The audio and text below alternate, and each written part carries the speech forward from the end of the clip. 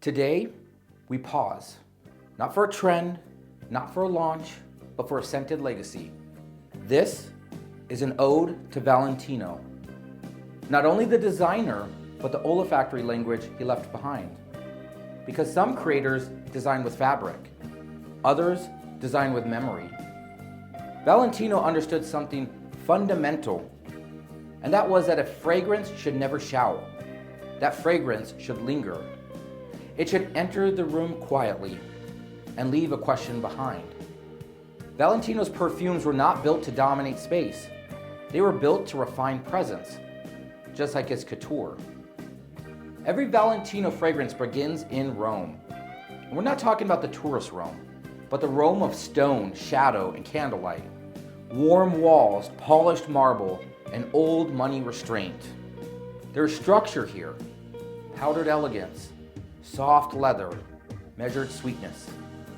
You don't smell excess, you smell control. Much was known about the man Valentino, but here are some interesting facts that are rarely discussed. Valentino fragrances were always developed to mere tailoring. Sharp openings, clean transitions, and a dry down that sits close to the skin like a perfectly cut jacket. Another detail, Valentino Red wasn't just visual. That sensual warmth shows up repeatedly in his scent DNA. Amber, vanilla, soft resinous woods. Always sensual, never loud. And perhaps the most telling, Valentino believed fragrance should finish an outfit, not replace it. That philosophy shaped every release.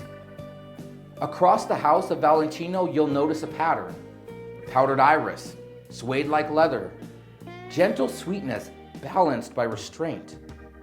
Even when modern accords appeared, they were always polished. Nothing rough, nothing chaotic. Valentino fragrances don't chase youth. They speak to taste.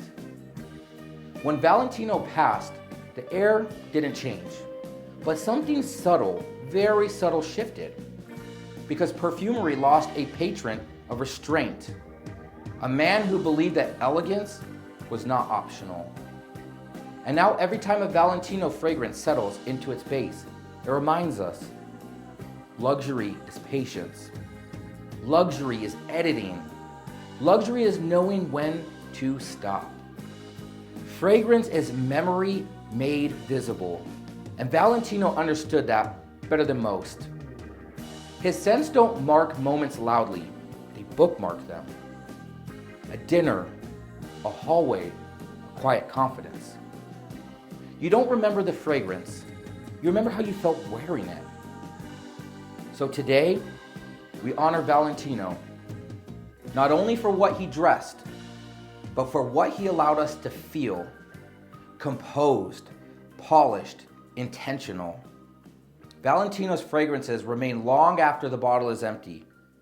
Rest in peace, Valentino. Your elegance still lingers, your restraint still teaches, and your signature remains unmistakable.